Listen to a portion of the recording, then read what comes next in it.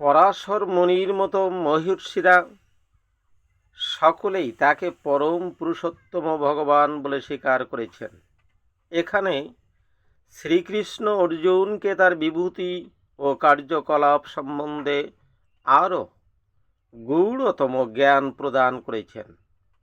পূর্বে সপ্তম অধ্যায় থেকে শুরু করে ভগবান তার বিভিন্ন শক্তি এবং তারা কিভাবে ক্রিয়া করে সেই কথা বিশদভাবে বর্ণনা করেছেন।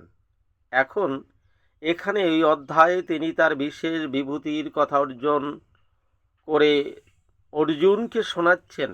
পূর্ববর্তী অধ্যায়ে তিনি তার বিভিন্ন শক্তির কথা বিশ্লেষণ করে শুনিয়েছেন, যাতে অর্জুনের হৃদয়ে দৃঢ় ভক্তির উদয় হয়। এই অধ্যায়ে তিনি আবার অর্জুনকে তার বিবিধ প্রকাশ ও বিভূতির কথা শোনাচ্ছেন।